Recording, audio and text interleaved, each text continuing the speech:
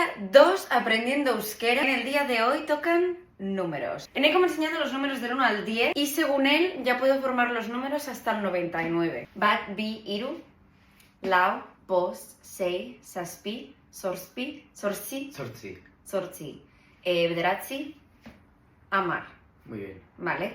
Hamaika sería el 11. Luego pones el hamar y el número que sea. Hamabi, hamairu, hamalau, hamabost, hamasei, hamazazpi, emertzi, Se me de amar con pues, una E. M sortzi. bederatzi, Emeretzi. Luego. hogei.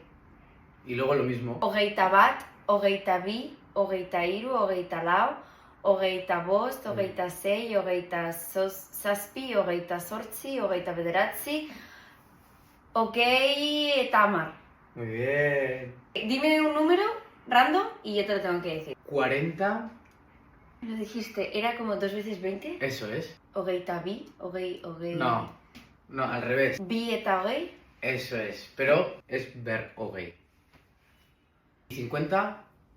50 será 2 veces 20 más 10. Eso es. Hogeita ma... ¿Cómo es 40? berogei. Berrogei. Y. Be... 50 entonces. Beramarogei. Berrogei. Eta. Berrogei eta mar. Eso es, muy bien. Entonces, 52 será berrogei eta mar bi. Eta mavi. Esto me está dando recuerdos del francés. 60. Hiruogei. Irurogei, pero sí, muy bien. Así difícil. 87. Lauogei eta zazpi. Larogeita zazpi. Pero tú tienes que usar esa estructura y luego como... Laurogei eta zazpi. Eso, te voy a decir algunas palabras y tú tienes que intentar adivinar qué significa. Por ejemplo, pimpilimpausha. ¿Qué crees que puede significar? Pimpelempauxa. Pimpilimpausha. Diversión. Mariposa.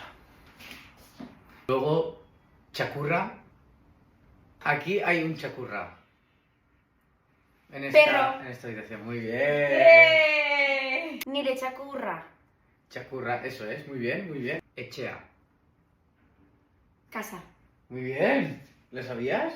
Bueno, A ver, lo he dado por sentado porque Euskal Etxea es casa vasca, ¿no? Ah, eso es. Es que ricasco. Eso es regatic.